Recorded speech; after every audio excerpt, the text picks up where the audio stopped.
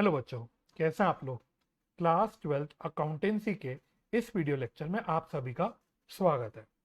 आज की वीडियो में मैं आप लोगों के साथ एनपीओ चैप्टर के कुछ case study based questions discuss करूंगा जो आपकी कॉन्सेप्चुअल एप्लीकेशन के लिए काफ़ी बेनिफिशियल होंगे।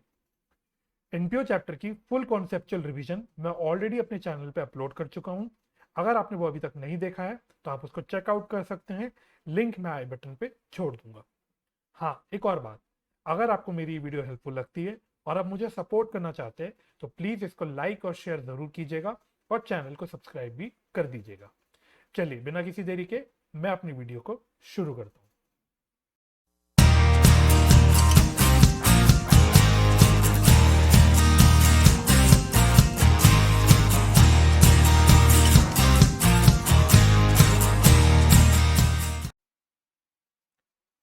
जो केस स्टडीज मैं आपके साथ डिस्कस करूंगा वो आप सीबीएसई की वेबसाइट से डाउनलोड कर सकते हैं।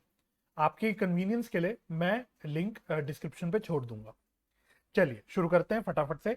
तो सबसे पहले मैं आपके साथ केस स्टडी नंबर 2 डिस्कस करूंगा। तो बेसिकली सीबीएसई ने आपके करंट एकेडमिक ईयर की स्टार्टिंग में कुछ केस बेस्ड क्वेश्चंस रिलीज करे थे। तो वो मिक्स थे, मतलब सारे आपके ओवरऑल सिलेबस के ऊपर बेस्ड थे।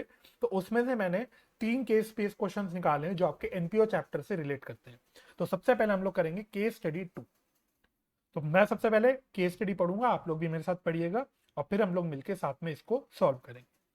तो केस स्टडी 2 देखते क्या कहता है। वो कह रहा है रीड द फॉलोइंग। मैं रेड पेन उठा लेता हूं साथ साथ। Read the following hypothetical text and answer the given questions. Doctor Rajni Mehta, a qualified MBBS doctor, got voluntary retirement at the age of 50 years from a renowned hospital. She was residing in a flat of a wide apartment which is surrounded by a slum which is inhabited by economically weaker strata of the society. As the people in that area were not aware about importance of healthcare, a widespread ailment had been persistently prevailing. तो क्या question कह रहा है, एक doctor की कहानी वो बता रहा है जो बेसिकली एक डॉक्टर है जो जिसने वॉलेंटरी रिटायरमेंट ले ली एक कोई रिनाउंड हॉस्पिटल से। वो किसी एक अपार्टमेंट में रहती है जिसके इर्द गिर्द बेसिकली स्लम एरियाज है ना, झोपड़पट्टी टाइप के एरियाज है जहाँ पे थोड़े से गरीब लोग रहते हैं जो बेसिकली हेल्थ इंफ्रास्ट्रक्चर को अफोर्ड नहीं कर सकते, एजुकेशन को अफोर्ड नहीं कर सकते। तो इस तरह के लोग रहते हैं।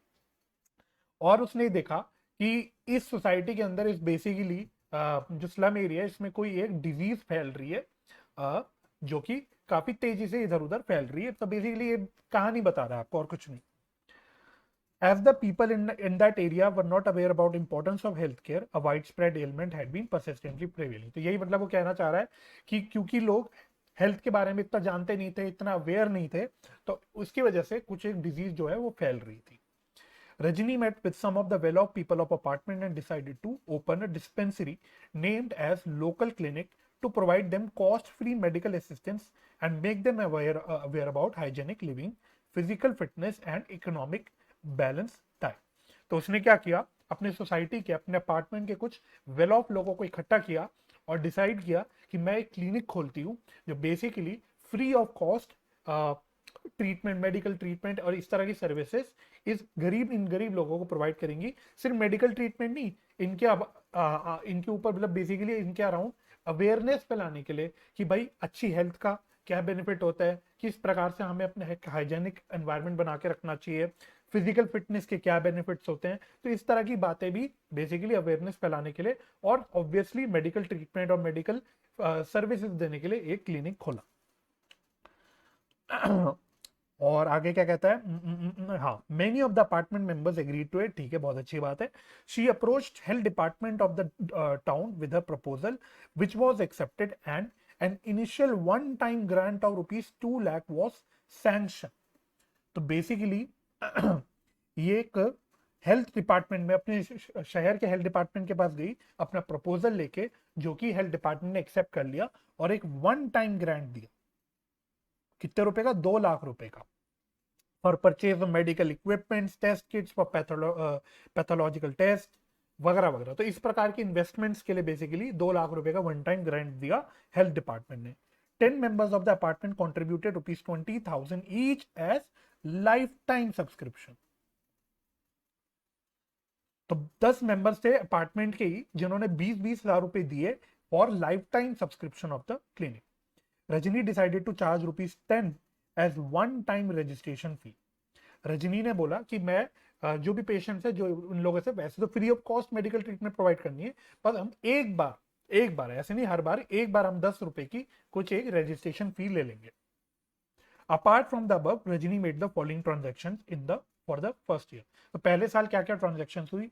Purchase of equipment, purchase medicine, purchase furniture, rent pay किया, fee receive for medical test, honorarium paid to yoga teacher, honorarium paid to physiotherapist and sports teacher. तो इस प्रकार के कुछ खर्चे करे, मतलब कैपिटल नेचर के खर्चे भी बता दिए आपके, रेवेन्यू नेचर के भी खर्चे बता दिए।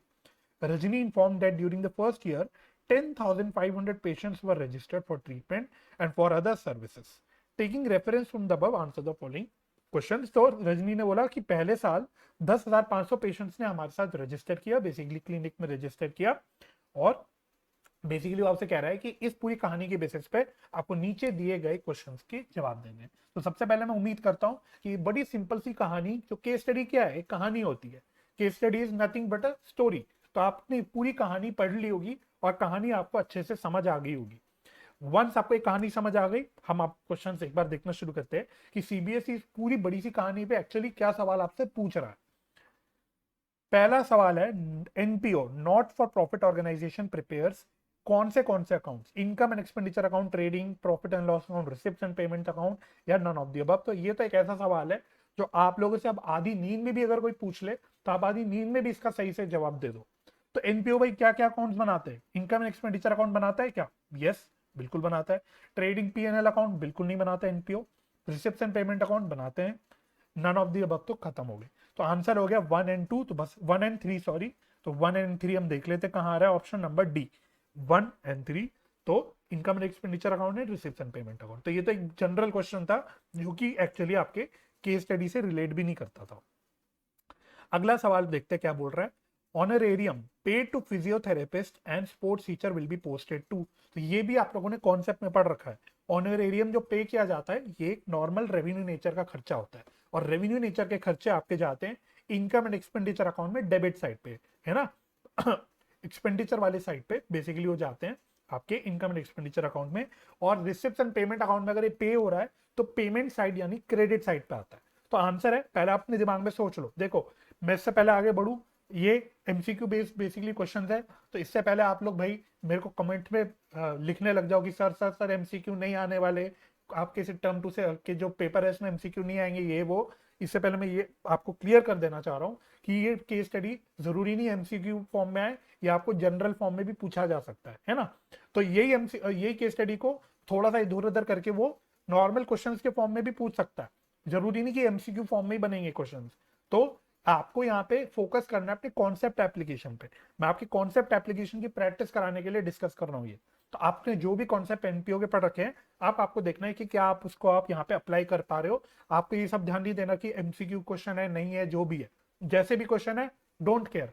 आप सिर्फ देखो क्या आप कॉन्सेप्ट अप्लाई कर पा रहे हो कि नहीं, दैट्स इट। यही आपका मेन ऑब्जेक्टिव होना चाहिए ये केस स्टडी मेरे साथ करने का। तो चलो एक बार और पढ़ते हैं। Honorarium paid to physiotherapist. तो अगर ये एमसीक्यू ना आता तो मैं बोलता कि इसको हम कहाँ कहाँ पोस्ट करते हैं। एक तो रिसिप्ट एंड पेमेंट अकाउंट के क्रेडिट साइड पे यानी पेमेंट साइड पे, और इनकम एंड एक्सपेंडिचर अकाउंट के डेबिट साइड पे। ये मेरा आंसर हो जाता है। अब इसका हम लोग पढ़ते हैं एक बार क्या क्या ऑप्शंस है। Debit side of income and expenditure account, yes सही है। Debit side of receipt and payment account, debit side पे नहीं आता, रिसिप्ट एंड पेमेंट के क्रेडिट साइड पे आता है, तो ये तो गलत हो गया। Debit side of profit and loss account, irrelevant, profit and loss account NPO बनाता ही नहीं। Credit side of income and expenditure account, ये भी गलत है क्योंकि क्रेडिट साइड पे तो इनकम आती है। तो इसका सही जवाब हो गया A, debit side of income and expenditure account. Third question देखो, third question non MCQ based question है, तो इस प्रकार से भी आपके क्वेश्चन बन सकते हैं। State whether the following statements are true और false. Donations received by miss Rajni Mehta from health department should be capitalized. तो जो वन टाइम ग्रांट मिला था हेल्थ डिपार्टमेंट से, क्लियरली क्वेश्चन ने बोला था वन टाइम ग्रांट है, तो वन टाइम ग्रांट का मतलब हो गया कि ये बेसिकली कैपिटल नेचर की रिसिप्ट है, इसलिए इसको हमको कैपिटलाइज करना चाहिए। तो this statement is true,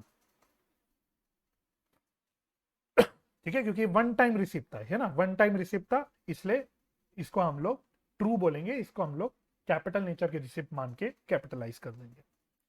next है life time subscription paid by 10 members will be posted in what. ठीक है, तो कितना हुआ देखो, 10 मेंबर्स किधर गया हाँ देखो, 10 मेंबर्स जो सोसाइटी के थे, हमारे अपार्टमेंट के थे, जिन्होंने 20-20 हजार रुपए के लाइफ टाइम सब्सक्रिप्शन ली, तो एक लाइफ टाइम मेंबरशिप फी एक तरह से इसको मान लो। तो ये 20,000 रुपीज को आप कहाँ दिखाओगे, तो ऑप्शन देखो क्या क्या है। Expenditure side of income and expenditure नहीं, क्योंकि लाइफ टाइम सब्सक्रिप्शन है। तो लाइफ टाइम सब्सक्रिप्शन वैसे आपकी कॉन्सेप्चुअल, अगर आपने कॉन्सेप्ट अप्लाई करो तो ये भी कैपिटलाइज्ड होता है, और इसको भी हम लोग जनरली जनरली क्या, बल्कि इसको हम लोग कैपिटल फंड में ऐड कर देते हैं। तो देखो क्या क्या ऑप्शन है, एक्सपेंडिचर साइड में तो नहीं आएगा, liability side of closing balance sheet यही सही लग रहा है। आगे के ऑप्शंस भी देख लो, income side of income expenditure नहीं, asset side of closing balance sheet नहीं, क्योंकि कैपिटल फंड में ऐड हो रहा है और कैपिटल फंड आपका लाइबिलिटी साइड पे होता है। तो इसका सही आंसर हो जाएगा ये B, liability side of closing balance sheet. ठीक है, तो बस इतनी सी केस स्टडी थी। तो आई होप आपको ये केस स्टडी समझ आ गई होगी, और आप लोगों ने मेरे साथ साथ सही सही जवाब का इसका सारे सही सही जवाब दिए होंगे। चलो फटाफट से अगली केस स्टडी पे चलते हैं, केस स्टडी नंबर 5। चलो फटाफट से अब इसको भी पढ़ना शुरू करते हैं। Talent Sports Club is engaged in the activity of identifying and promoting sports talent from rural and tribal areas of the country. Identifying with this noble cause, Mr. Manohar, a renowned industrialist, donated rupees 50 lakh on 1st July 2020 for construction of a new hostel and mess for upcoming sportsmen. तो एक कोई renowned industrialist था, उसने एक donation करी for specific purpose. किस purpose के लिए? For construction of a new hostel and mess. आगे कहता है besides this mister Manohar offered the services of his personal chartered accountant free of charge to streamline the account of total sports club. तो इस club के accounts को streamline करने के लिए, अच्छा बनाने के लिए, थोड़ा प्रॉपर करने के लिए मिस्टर मनोहर ने अपने पर्सनल चार्टर्ड अकाउंटेंट की सर्विसेज भी free of cost they the. The chartered accountant visited the office of the NPO on 31st March 2021 and found that till date rupees 35 lakh had been spent on construction of hotel and mess. ये भी कुछ important सी information लग रही है। 35 lakh rupees spend करे गए for construction of hostel and mess building, है ना। तो डोनेशन 50 लाख की मिली थी, जिसमें से 35 लाख का खर्चा हो गया। He also noted that the NPO had a capital fund of rupees 1 crore 20 lakhs in the beginning of the year. तो उसने देखा कि साल की शुरुआत में कैपिटल फंड 1 करोड़ 20 लाख का, यानी कहीं ना कहीं एक प्रकार से आप मान लो इसको opening capital fund. Other important points that he noted were that NPO had 2000 regular members each having an annual subscription of rupees 2000 per annum. तो 2000 मेंबर्स थे क्लब में, और वो एनुअली सब्सक्रिप्शन पे करते थे 2000 रुपए की। ऑन 1 अप्रैल 2020, यानी ओपनिंग डेट पे कह रहा है, 180 members had not paid for subscription of previous year and 20 members had paid for 2020-21 in advance, out of which 5 paid advance of 2021-22 as well. तो देखो ये क्या कह रहा है,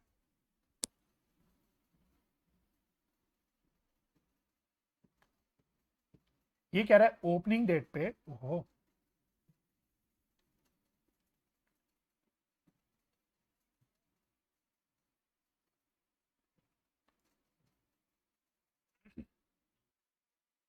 तो बेसिकली कह रहा है ओपनिंग डेट पे कुछ आउटस्टैंडिंग सब्सक्रिप्शन थी, कितने की कह रहा है 180 मेंबर्स की आउटस्टैंडिंग सब्सक्रिप्शन थी,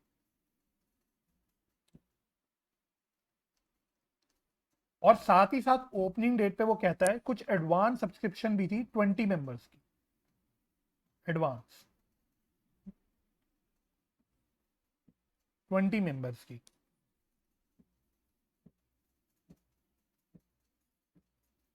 ये ओपनिंग डेट की बात कर रहा है। इसमें से कहता है भाई 20 मेंबर्स में से 15 मेंबर्स ऐसे थे जिन्होंने करंट ईयर के लिए एडवांस पे कर रखा था पिछले साल, यानी 2020-21 के लिए इन्होंने एडवांस पे कर रखा था पिछले साल। और बचे हुए 5 मेंबर्स तो भाई ऐसे थे जिन्होंने 2020-21 के लिए भी पे कर रखा था और इनफैक्ट 2021-22 के लिए भी पे कर रखा था। तो 15 मेंबर्स ऐसे हो गए जिन्होंने ओपनिंग डेट पे करंट ईयर के लिए एडवांस पे कर रखा था, और 5 मेंबर्स ऐसे हो गए जिन्होंने करंट ईयर के लिए तो पे कर ही रखा था, इनफैक्ट अगले साल के लिए भी पे कर रखा था। यानी इन अदर वर्ड्स 5 मेंबर्स ऐसे थे जिन्होंने 2 साल का एडवांस पे कर रखा था, 2 साल का। ये क्वेश्चन आपसे बोलना चाह रहा है। आगे देखते क्या कहता है। 31 मार्च 2021। अब ये वाले पैराग्राफ थोड़ा सा जो है, इस पैराग्राफ को लिखते वक्त जो टाइपिस्ट था उसको मेरे ख्याल से हिचकी आने लग गई, तो थोड़ा सा ये पैराग्राफ ढंग से नहीं लिखा हुआ, फिर भी मैं आपको बता दूंगा इसका मीनिंग क्या वो बोलना चाह रहा है। तो कह रहा on 31 March 2021 110 members he had, जो भी लिखा है, 110 members had outstanding balance, including 50 who had not paid for 2019-20 as well. तो यहाँ पे बेसिकली वो ये कहना चाह रहा है, अब वो क्लोजिंग डेट की बात कर रहा है। ठीक है, अब हम क्लोजिंग डेट की बात कर रहे हैं।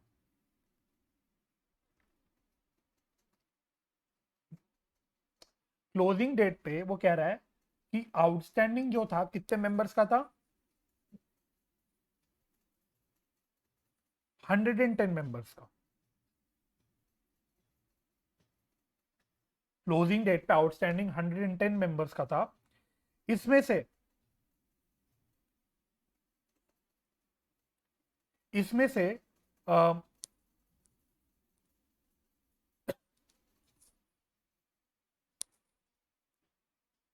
60 मेंबर्स ऐसे थे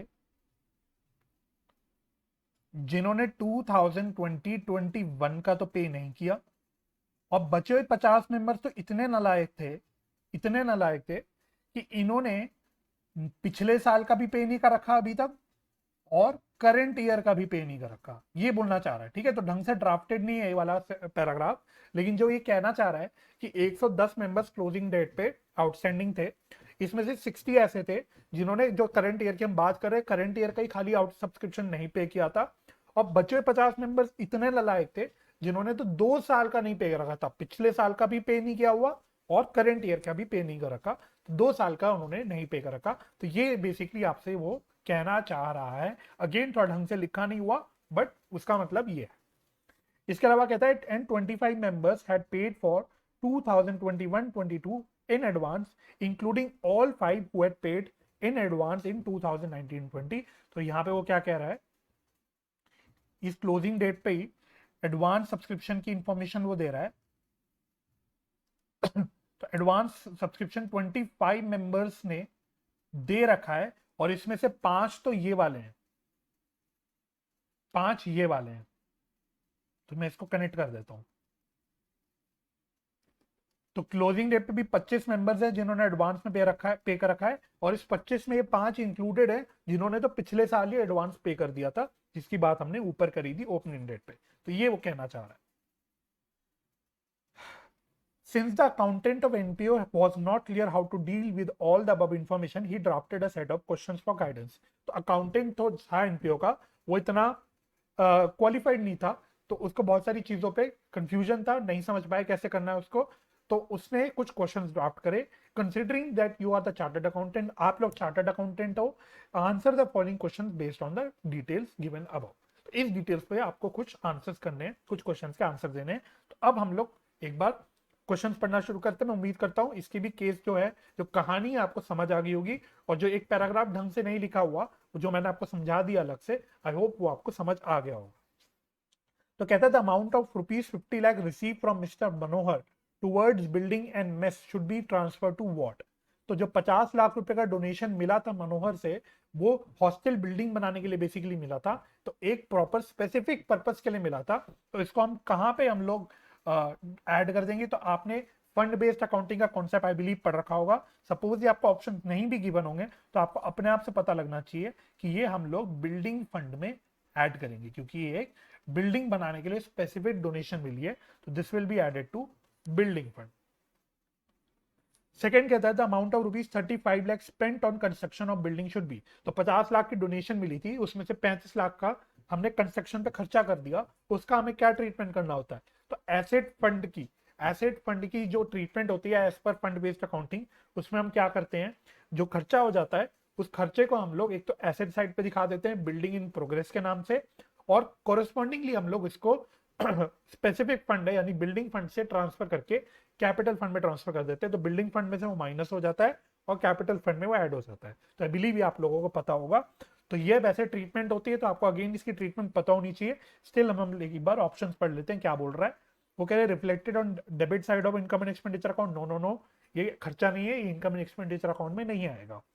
reflected on asset side of balance sheet, yes, asset side पर हम दिखाएंगे, नाम दे देंगे हम लोग building in progress. Reflected as a deduction from building fund and addition to capital fund, yes, बिल्कुल यही हमको करना होता है, हम लोग बिल्डिंग फंड से इसको ट्रांसफर कर देते हैं कैपिटल फंड में। Not to be recorded till the building is complete, तो ये भी गलत, तो this is wrong and this is wrong, तो आंसर हो गया 2 एंड 3। तो ढूंढ लो ये कहां है ऑप्शन 2 एंड 3, ये रहा, बोथ 2 एंड 3, तो ये आपका करेक्ट आंसर हो गया। थर्ड क्वेश्चन कहता है the amount of subscription in arrears, यानी आउटस्टैंडिंग सब्सक्रिप्शन, बेसिकली वो कह रहा है 1 अप्रैल 2020 को ओपनिंग डेट पे कितने थे। तो एनुअली कितना सब्सक्रिप्शन पे होता है, इन चीज की इंफॉर्मेशन हमको दे रखी थी, ये रहा 2000 रुपए की पर एनम सब्सक्रिप्शन है, और ओपनिंग डेट पे उसने 180 मेंबर्स बोला था आउटस्टैंडिंग है, तो ओपनिंग डेट पे 180 इंटू ₹2000, ये आंसर आ जाएगा। तो ये हो गया आपका 36 और 1 2 3 4 3,60,000। देखते हैं ऐसा कोई हमारे पास ऑप्शन है क्या, ये रहा 3,60,000 इज द करेक्ट आंसर। चलो फोर्थ क्वेश्चन, तो ये आई होप क्लियर होगा, सिंपल था, बेसिकली ओपनिंग डेट की वो आउटस्टैंडिंग सब्सक्रिप्शन पूछ रहा था। वो कह रहा था amount of subscription in arrears on 31 March 2021, closing date पे कितना सब्सक्रिप्शन आउटस्टैंडिंग है, तो उसने ऊपर ओपनिंग डेट का पूछा था, यहाँ वो क्लोजिंग डेट का पूछ रहा है, तो क्लोजिंग डेट की इंफॉर्मेशन हमने यहाँ पे लिखी थी। तो 60 मेंबर्स थे ऐसे जिन्होंने 2021-22 का भी नहीं दिया था, तो इसको हम लोग ऐसे लिख लेते हैं 60 मेंबर्स ऐसे जिन्होंने एक साल का नहीं दे रखा, तो यानी 2060 इंटू 2000 दैट इज, ये आ गया, इधर कर लेता हूं थोड़ा सा इसको, 1,20,000, और 50 मेंबर्स है जिन्होंने 2 साल का नहीं दिया, तो 50 मेंबर्स ऐसे हैं जिन्होंने 2 साल का नहीं दिया, तो 50 इंटू 2000 प्लस 2000, तो ये आ जाएगा आपका 2 लाख, तो टोटल हो गया आपका 3,20,000। ठीक है, तो 60 मेंबर्स ने एक साल का नहीं दिया था, इसलिए हमने यहाँ एक साल का निकाला, और 50 मेंबर्स ऐसे थे जिन्होंने 2 साल का नहीं लिया था, तो हमने 2000 प्लस 2000 2 साल की सब्सक्रिप्शन जोड़ दी और इंटू 50 कर दिया, तो हमारा 2 लाख आ गया और टोटल आ गया 3,20,000। तो इसका हम देखते हैं ऑप्शन ऐसा दे रखा है क्या,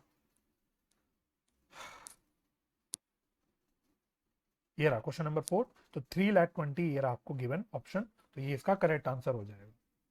the amount of subscription in advance on 31 March 2021, तो क्लोजिंग डेट पे वो एडवांस सब्सक्रिप्शन पूछ रहा है, वो कितना होगा, जो इन्फॉर्मेशन हमने लिखी थी, तो एडवांस सब्सक्रिप्शन क्लोजिंग डेट पे 25 मेंबर्स का था, इसमें 5 मेंबर्स ऑलरेडी इंक्लूडेड थे, तो ठीक है, तो कंफ्यूज मत होना, 5 मेंबर्स ऑलरेडी इंक्लूडेड है इस 25 में, तो टोटल हमारा एडवांस सब्सक्रिप्शन जो मिला हुआ है वो 25 मेंबर से मिला है, तो 25 इंटू 2000, तो ये आ जाएगा 50,000, तो ये कितना है 50,000 कहीं दे रखा है हमें ऑप्शन में, ये रहा 50,000। और लास्ट बोलता है the amount of subscription to be transfer to income and expenditure account for the year ended 31 March 2021, तो ये भी एक ऐसा सवाल है जो आपको आधी नींद में भी पूछूं तो आप आधी नींद में भी बता सकते हो। तो यहाँ पे क्लियरली 2000 मेंबर्स लिखे हुए हैं थे और एनुअल सब्सक्रिप्शन 2000 रुपए की थी, तो इसका आंसर हो जाएगा 2000 इंटू 2000 दैट इज ₹40 लाख, ये इसका करेक्ट आंसर हो जाएगा। तो बहुत सिंपल केस स्टडी है, 2 केस स्टडी मैंने आपको करा दी, सिंपल थी, और कुछ नहीं, आपने जो भी कॉन्सेप्ट पढ़ रखे हैं उसका खाली एप्लीकेशन था। चलो, तो आई होप ये वाली केस स्टडी भी आप लोगों को क्लियर होगी। अब हम लोग लास्ट केस स्टडी पे चलते हैं, केस स्टडी नंबर 8, फिर हमारा आज की वीडियो का सारी चर्चा जो है वो खत्म हो जाएगी। और ये केस स्टडी अच्छी केस स्टडी है, क्यों? क्योंकि इसमें कई आपके 2-3 क्वेश्चन ऐसे हैं जो नॉन एमसीक्यू टाइप क्वेश्चन दे रखे हैं, जो आपको एज इट इज पूछे जा सकते हैं। एज इट इज मतलब इस तरह का बना के आपसे 5 मार्क के या 3 मार्क के क्वेश्चन जो आता है एमपीओ का, उसमें आपसे पूछा जा सकता है। तो क्वेश्चन कहता है, Vijay Shankar, an ex Indian cricketer, decided to start a cricket academy to train the young enthusiastic players of down south. With the support and guidance of his family, he started the Star Cricket Academy at Tirunelveli, जो भी है, township area on 1st April 2020. तो 1 अप्रैल 2020 को इसने अपना club start किया। Land was donated by his grandfather worth ₹10 lakh. तो ध्यान देना, ग्रैंडफादर ने कुछ डोनेशन करी, किस चीज की? लैंड की।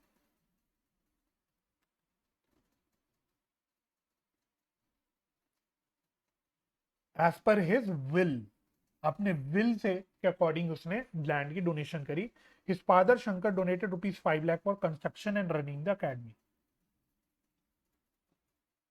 ठीक है, तो जो लैंड डोनेट करी, ये कैपिटल नेचर की डोनेशन है। क्यों? क्योंकि लैंड की डोनेशन हो रही है, एक लॉन्ग टर्म एसेट की डोनेशन हो रही है। ठीक है, ये कैपिटल नेचर की डोनेशन है। और इसके अलावा जो 5 लाख की डोनेशन जो हुई, जो उसके पापा ने करी, वो नॉर्मल डे टू डे खर्चा करने के लिए उसने करी। तो बेसिकली वो 5 लाख रुपए का नॉर्मल जनरल डोनेशन हो गई। He spend ₹3 lakh for construction of the pavilion. Okay, 200 members of Tirunelveli जो भी है joined the academy and they paid yearly subscription of 1200 each। तो 200 में प्लेयर्स थे जिन्होंने 1200 रुपए का सब्सक्रिप्शन पे किया। 10 players paid in advance for the next year 2021-22। तो 10 प्लेयर्स ऐसे थे जिन्होंने अगले साल का भी पे कर दिया, यानी ये एडवांस सब्सक्रिप्शन हो गया। Vijay Shankar appointed well-experienced coach for them. The coach fee amounted to ₹1,10,000 per annum. ठीक है, the maintenance expenses amounted to ₹75,000. Bats and balls purchased during the year amounted to ₹15,000, and closing stock of bats and balls amounted to ₹1,000. Based on the above information, you are required to answer the following question. तो पहला question है, what is the primary source of income for the academy? Academy की primary source of income क्या है? तो clearly उसने question में बता रखा है। यहाँ पे उसने सब्सक्रिप्शन की इंफॉर्मेशन दे रखी। किधर गई? ये वाली है ना। तो यहाँ पे उसने सब्सक्रिप्शन की इंफॉर्मेशन दे रखी है क्लियरली, ये लिखा भी है उसने सब्सक्रिप्शन। तो प्राइमरी सोर्स ऑफ इनकम क्या हो गया इस एकेडमी के लिए, जो भी इस क्लब के लिए? हो गया सब्सक्रिप्शन।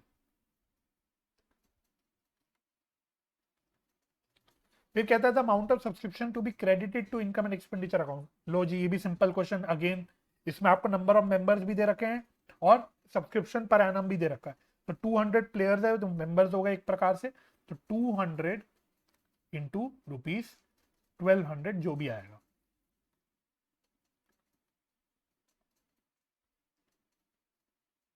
₹2,40,000। चल, how will you treat the land donated by his grandfather? तो ग्रैंडफादर ने जो लैंड डोनेट करी, इसको हम ट्रीट कैसे करेंगे? तो land donated under will is a legacy donation. ये एक लेगेसी डोनेशन है। क्यों? क्योंकि विल पे डोनेट हुई है और इट विल बी कैपिटलाइज्ड।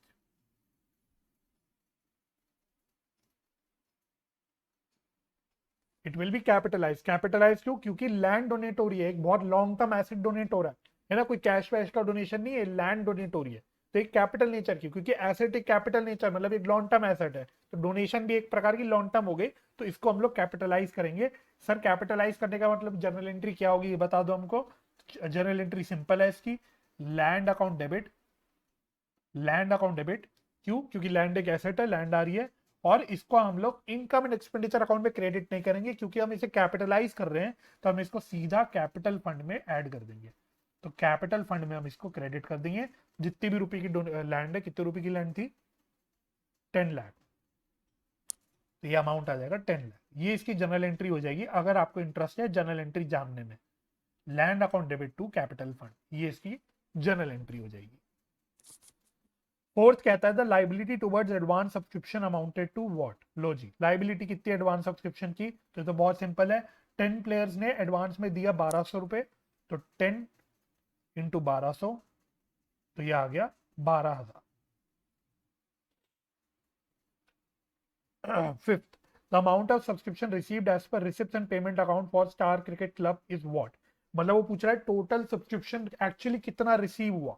तो करंट ईयर का सब्सक्रिप्शन तो रिसीव हुआ ही, कितने मेंबर्स थे, 200।